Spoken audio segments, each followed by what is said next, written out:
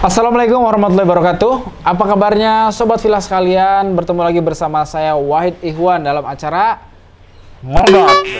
Ngobrol bermanfaat. Nah gini ya? Ya maksudnya biar keras ngobat gitu ya, bukan ngelem gitu. Iya.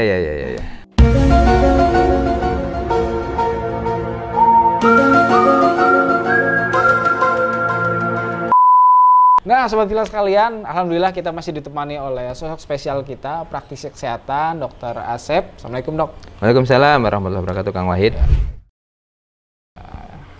Nggak usah ditanya sibuk apa, dokter ya pasti sibuk. Sibuk ya. Sibuk ngobat, ngobatin. Bener ngobatin. Iya. Nah, teman-teman sekalian, episode kali ini spesial nih, karena kita ini Q&A nih, Dok ya. Iya. Jadi tanya jawab. Jadi banyak juga teman-teman kita yang penasaran nih dengan keluhannya, mungkin ya maklum lah.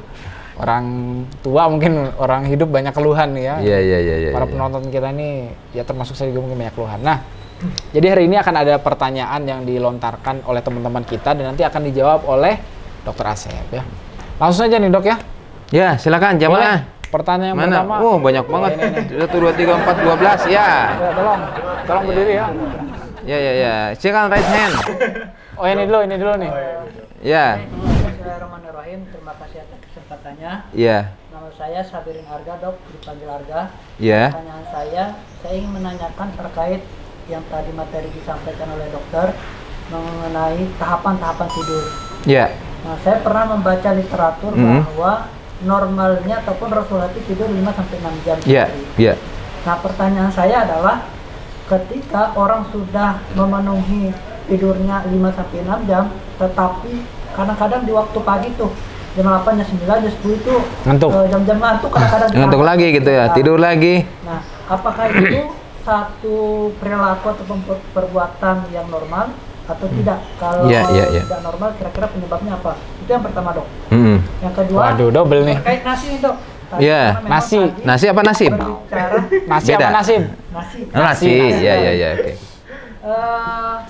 Ada pokok-pokok makanan yang mengandung glukosa gitu. Iya. Katanya nih, nasi itu salah satu pokok makanan yang mengandung glukosanya tinggi. Iya. Apakah memang kita harus mengurangi kadar nasi itu atau seperti apa, Dok? Iya. Baik, terima kasih. Silakan. Woi, Masalah ya? bahaya, Dok. Hostnya siapa? Tersesat saya. Oke. Bagus. Baik, mengenai tidur. Jadi masalah tidur, tiap individu, tiap area, tiap wilayah itu akan berbeda-beda. Ketika kita lihat data statistik, yang paling singkat tidurnya itu adalah Jepang. Orang Jepang, rata-rata begitu. Yang kedua adalah Korea Selatan. Dan yang paling banyak tidur ada 3 negara. Cuma nggak saya sebut gitu ya, nggak saya sebut ya. Tapi khawatir nanti ada sesuatu nih. ya. Sudah curiga nih. Hah? Ya, kira-kira masa apa enggak gitu ya. Ya mungkin lah. Nah, berapa rata-rata tidur di negara-negara seperti itu? Rata-rata itu mereka tidur 5,6 jam. Jadi kalau 5,6 jam kira-kira dari jam berapa? Kalau dari jam 9 misalnya. 10, 11, 12, 1, 2. Rata-rata segitu. Gitu ya. Sampai jam 3 paling. Ya, dari jam 9 sampai jam segitu. Artinya, kita lihat apakah negara Jepang itu produktivitasnya rendah? Enggak. Mereka sangat produktif. Apakah indeks pendapatannya mereka itu rendah? Enggak juga. Tinggi. Betul. Dari segi kemajuan teknologi, Jepang juga salah satu pemimpin dunia. Pusatnya. Ya. Dari segi inovasi, Jepang juga bagus. Betul. Korea Selatan mirip-mirip lah. Sehingga Korea Selatan dan Jepang kan bertanding begitu ya. Ayo bangun, kita kalahkan Jepang. Kan gitu slogan Korea Selatan kan? Oh gitu. Ya, ayo masayo. Ya kayak gitu ya. Jadi ketika kita berbicara masalah jam tidur, ternyata itu tidak selalu sebanding dengan masalah kualitas etos, motivasi dan fokus pada pekerjaan. Artinya apa? Disinilah yang disebut dengan kualitas tidur. Nah, pertanyaannya, kalau tidur sudah 5 jam, tidur 6 jam, ternyata ngantuk lagi. Ada apa gerangan? Apa yang terjadi? Ketika ngantuk, apa penyebabnya? Jadi mengantuk itu bisa diakibatkan oleh adanya respon fisiologi tubuh dalam suatu siklus, circadian cycle namanya itu. Orang sudah bisa tidur misalnya jam 9, maka jam 9 ngantuk tuh. Apakah itu bisa dirubah? Bisa. saya akan mulai tidur jam 8. Jam 8 tuh mulai ngantuk. Rata-rata perlu waktu 14 hari untuk membiasakan itu. Begitu. Ya, biasa tidur jam 8. Nggak ngantuk pun tidur aja. Nanti 14 hari akan jam 8 ngantuk. Jam 2 bangun. Mula-mula susahnya bukan main. Tetangga se-RT ngebangunin susah. Alarm 4 dipasang, tetap nggak bangun-bangun juga. Ember 3. Embernya nggak diapa-apain. Nggak bangun juga, ya. Tapi kalau udah terbiasa jam 2, tanpa alarm, tanpa dibangunin, bangun tuh jam 2. Biological kronos kita itu akan terbentuk. Nah, jadi pertama, ngantuk itu disebabkan oleh masalah circadian cycle tadi. Yang kedua, ngantuk itu bisa diakibatkan oleh masalah kelelahan dan hipoksia. Orang-orang yang anemia, yang kurang darah, bukan kurang uang, ya, rata-rata dia itu mudah cenderung ngantuk daripada orang yang banyak uang dan darahnya normal, gitu ya. Daripada itu, ya, hipoksia. Contoh, di masjid ketika penuh dan ketika sendirian, ngantuknya cepatan mana?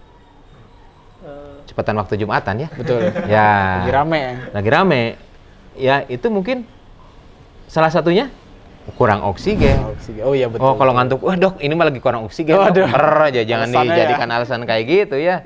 Tapi ini salah satu. Nah, faktor yang ketiga yang menyebabkan ngantuk adalah faktor timbunan metabolisme atau kelelahan. Jadi kalau misalnya udah 2 hari kurang tidur, walaupun misalnya tadi malam tidur 7 jam, 4 jam, 5 jam cukup, mungkin malam berikutnya juga. Jadi periksa tuh, apakah ada circadian cycle yang terganggu, ataukah ada kekurangan oksigen, ataukah misalnya ada faktor-faktor yang menyebabkan kelelahan. Bisa nggak dok, kalau habis makan kangkung, atau makan singkong, atau makan gitu ya, ketela yang banyak itu ngantuk? Bisa.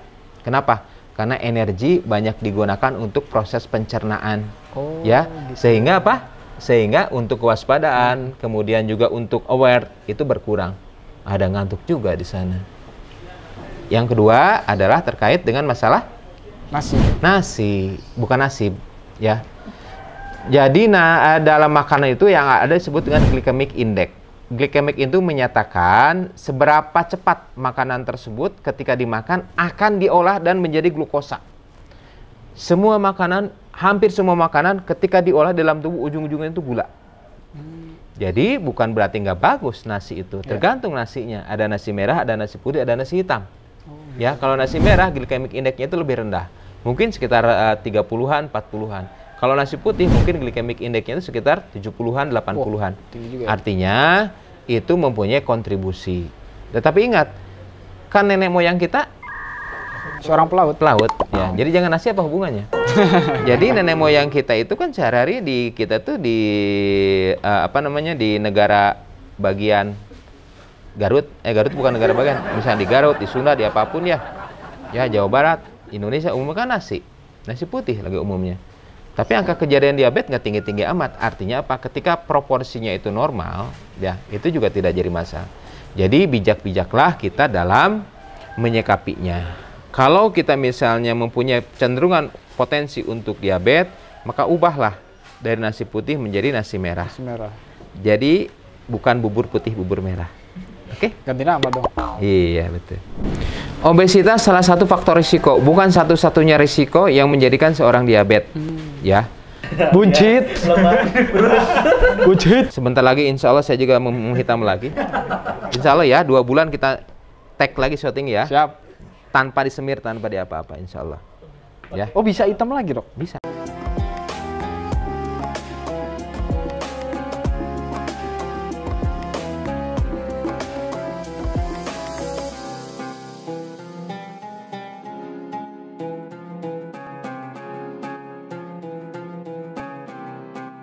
Jangan lupa, saya bilang sekalian, terus berlangganan di Darut Tauhid Official.